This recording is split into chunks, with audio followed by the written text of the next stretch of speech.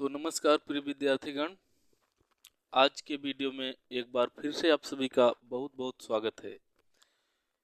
तो जो भी विद्यार्थी रीट का फॉर्म डाले हैं उनके लिए ये वीडियो बहुत महत्वपूर्ण रहेगा। ठीक है, तो रीट का जो एग्ज़ाम देने वाले हैं, जो रीट का फॉर्म डाल दिए हैं, तो अगर आप भाषा में लैंग्वेज जो होता है उसमें अगर हिंदी लिए हैं, अगर आप क्या लिए हैं, अगर हिंदी लिए हैं तो ये वीडियो आपके लिए है। और हिंदी में आप जानते होंगे रीट में व्याकरण कितना ज़्यादा पूछा जाता है।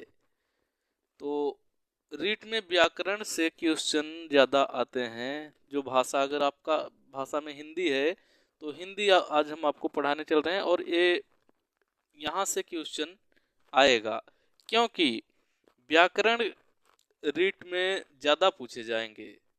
ये आपको पता होगा, सिलेबस अगर आप देखे होंगे तो जानते होंगे।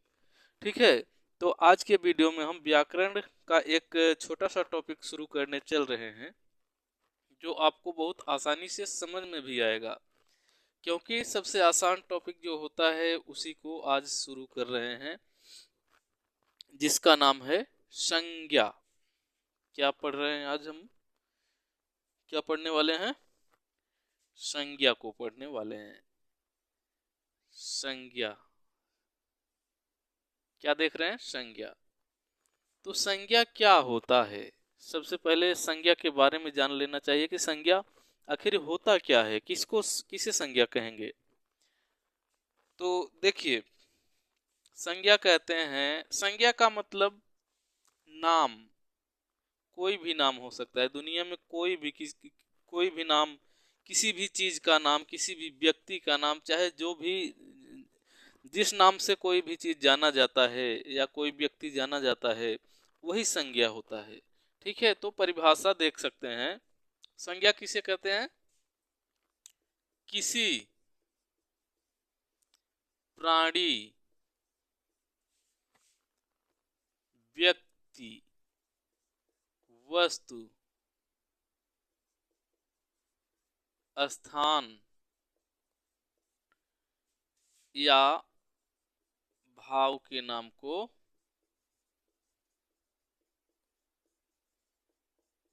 क्या कहेंगे? संज्ञा कहेंगे। संज्ञा कहते हैं।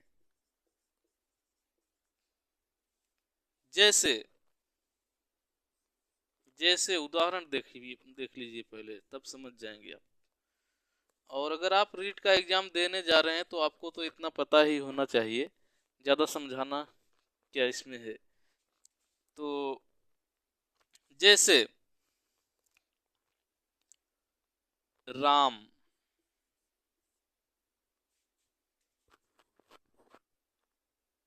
पुस्तक,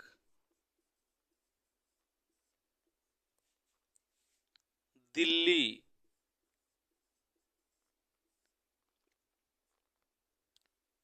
और मिठास इत्यादि हो सकता है। तो देखिए, इसमें पहले आप एक चीज देख लीजिए, आपको हम बता देते हैं।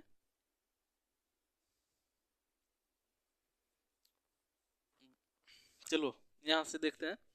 राम, राम किसी व्यक्ति का नाम हो सकता है, हो सकता नहीं है, होता है। ठीक है, किसी परिभाषा में क्या है? व्यक्ति, वस्तु, स्थान या भाव के नाम को क्या कहा जाता है? संज्ञा कहा जाता है। तो राम कोई व्यक्ति है, पुस्तक कोई वस्तु है, दिल्ली कोई स्थान है, मिठास क्या है? मिठास भाव का नाम है। ठीक है, तो यही तो संज्ञा है। जैसे पुस्तक हो गया, मेज, कुर्सी, टेबल, दरवाजा, जो भी जितना भी आपको नाम पता है सब सब संज्ञा है। ठीक है, मिठास, तीखा,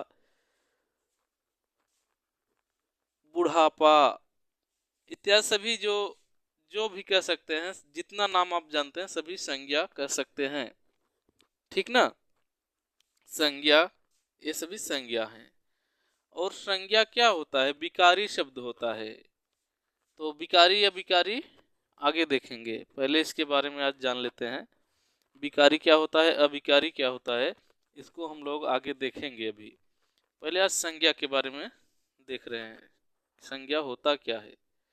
तो संज्ञा के भेद देख लेते हैं। संज्ञा के कितने भेद हैं, संज्ञा के कितने भेद हैं, संज्ञा के भेद को देख लेते हैं। संज्ञा के भेद देख लेते हैं। चलो देखते हैं संज्ञा के भेद। संज्ञा के भेद देख लेते हैं। संज्ञा के भेद, संज्ञा के भेद, संज्ञा के भेद मुख्य रूप से तीन ही हैं। पांच भी विद्वान मानते हैं, कुछ विद्वान पांच मानते हैं, कुछ लोग मानते हैं, लेकिन मुख्य रूप से संज्ञा तीन ही माना जाता है। ठीक है, पांच कुछ लोग माने हैं, वो तो अपना अपना सबका मत है, लेकिन संज्ञा हिंदी में तो तीन ही माना जाएगा। कौन कौन? पहला है व्यक्तिवाचक, व्यक्तिवाचक संज्ञा। पहला क्या? व्यक्तिवाचक संज्ञा। दूसरा जातिवाचक, दूसरा क्या है? जातिवाचक। तीसरा क्या है? भाववाचक संज्ञा। तीसरा क्या है? भाववाचक संज्ञा। व्यक्तिवाचक संज्ञा किसे कहते हैं? व्यक्तिवाचक संज्ञा किसे कहते हैं? व्यक्तिवाचक संज्ञा को देख लेते हैं। जैसे किसी विशेष, किसी विशेष प्राणी, व्यक्ति, वस्तु, स्थान के नाम को व्यक्तिवाचक संज्ञा कहते हैं।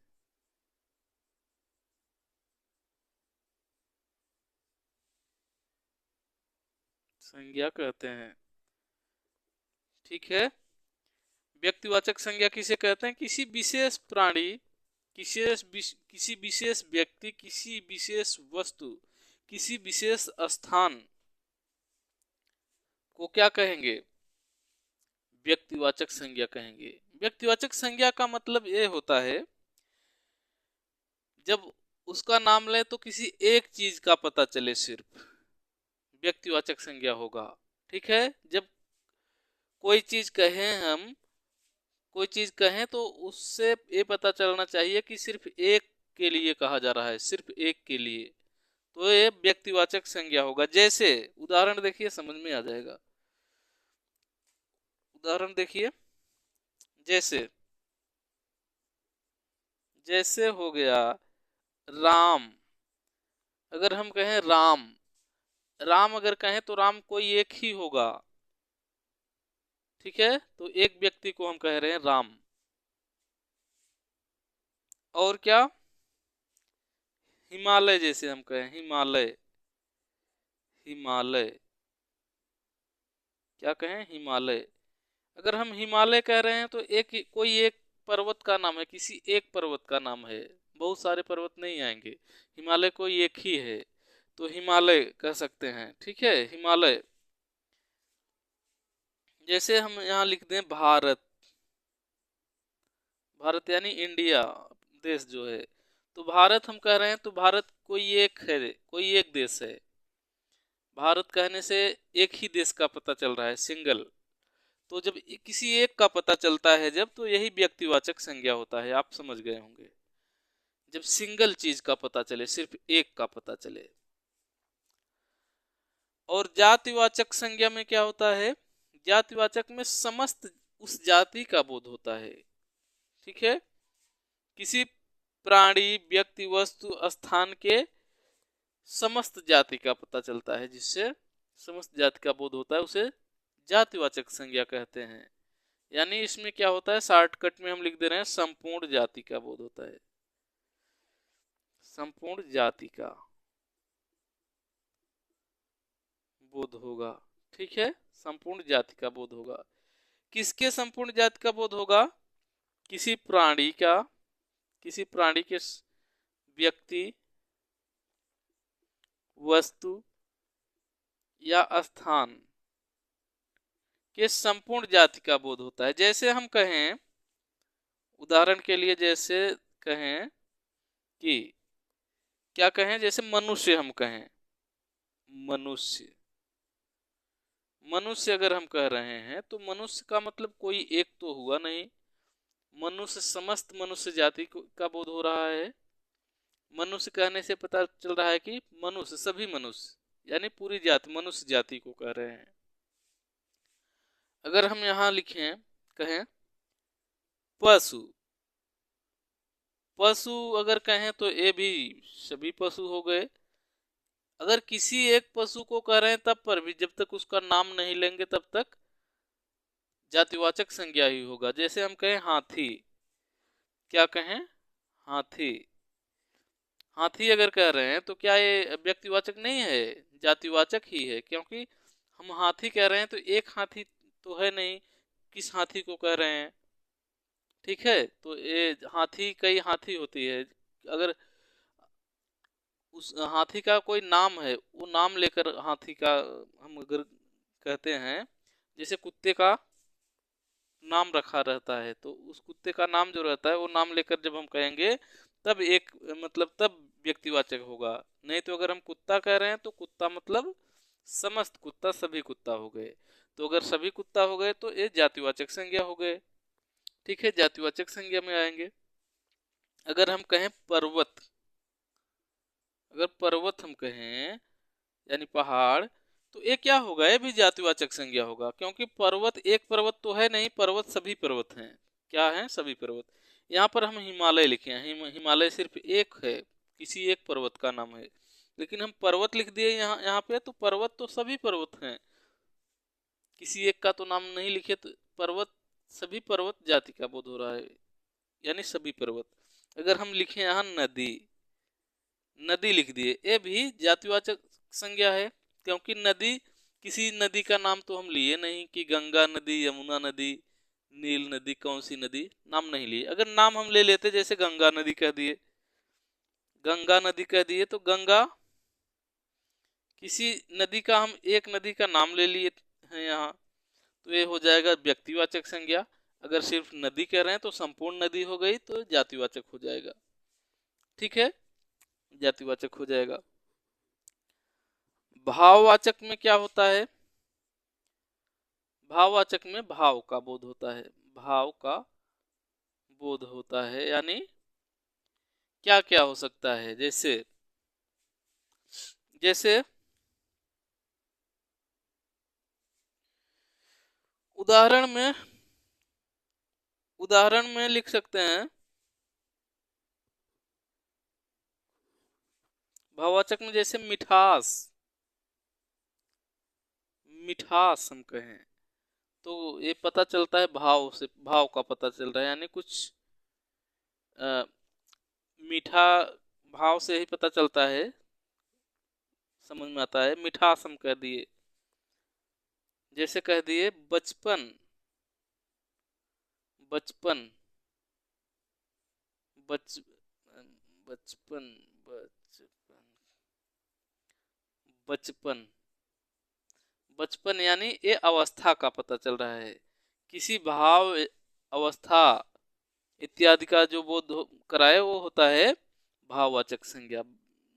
जैसे मिठास हो गया, बचपन हो गया, बुढ़ापा हो गया, बुढ़ापा हो गया, ठीक है, लालिमा हो गया, लालिमा हो गया, ये सभी क्या हैं, ये सभी भाववाचक संज्ञाएं हैं।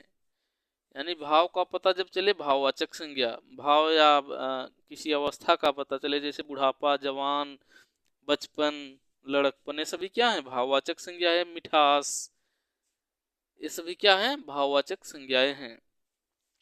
और समस्त संपूर्ण जाति का जब पता चलता है तो ये हो जाता है जातिवाचक संज्ञा। जब सिंगल का पता, एक का पता चलता है तो व्यक्तिवाचक संज्ञा होता है। जातिवाचक संज्ञा का उपविभाजन अगर उपभेद इसका करना चाहें तो दो कर सकते हैं, द्रव्यवाचक, एक तो द्रव्यवाचक और एक समूहवाचक कर सकते हैं किसका, जातिवाचक का। ठीक है, जो कुछ विद्वान मानते हैं 5 मानते हैं ना, तो इसी का 2 भेद कर देते हैं तो 5 हो जाते हैं। जैसे एक हो जाएगा आपका द्रव्यवाचक, द्रव्यवाचक या पदार्थवाचक भी कह सकते हैं, पदार्थवाचक, द्रव्यवाचक या पदार्थवाचक। और एक भेद हो जाएगा आपका समूहवाचक, समूहवाचक। तो द्रव्यवाचक में क्या होता है, द्रव्यवाचक में कोई नाप तौल वाली चीज रहता है, नाप तौल, नाप तौल वाली चीजें। ठीक है, जैसे जैसे कह दें, जैसे जैसे चाहे जो कुछ भी कह सकते हैं। जैसे नाप वाली चीज हो गया, दूध कह सकते हो, दूध, घी, पानी, ये तो नापने वाला चीज है। तौलने वाला भी चीज हो सकता है, इसमें तौलने वाला भी चीज हो सकता है। सोना चांदी, चाहे जो भी लिख सकते हैं आप, सोना मान लीजिए, सोना, चांदी, ये सभी क्या हैं, ये द्रव्यवाचक पदार्थ हैं, सभी पदार्थवाचक संज्ञाएं हैं। और समूहवाचक संज्ञा किसको कहते हैं, जिससे किसी समूह का पता चले, समुदाय का पता चले, समूहवाचक संज्ञा उसको कहा जाता है। ठीक है ना, किसी समूह का बोध हो या समुदाय का बोध हो। जैसे उदाहरण में ले सकते हैं परिवार, परिवार, सेना, समिति, समिति, ठीक है, इत्यादि सभी हो सकते हैं। तो ये हैं समूहवाचक संज्ञाएं। तो बस यही था, संज्ञा में इतना ही था, तो इसके बाहर से नहीं आएगा, इतना आपको तैयार करना चाहिए और ये आपको समझ में भी आया होगा। अगर आपको लगता होगा कि संज्ञा 5 है तो इसी का भेद हो जाता है। जातिवाचक संज्ञा को 2 भागों में और बांट देते हैं, एक द्रव्यवाचक, एक समूहवाचक में, तो ये 5 बन जाता है। ठीक है ना, हो जाता है इसका 2 और भेद हो जाते हैं, उपभेद। तो बस इतना ही था इस वीडियो में, बस इतना ही। अगर ये वीडियो आप लोगों को अच्छा लगा हो तो इस चैनल को सब्सक्राइब कर सकते हैं। इस तरह के और भी वीडियो देखने के लिए हम मिलते हैं फिर किसी नेक्स्ट वीडियो में। तब तक के लिए नमस्कार।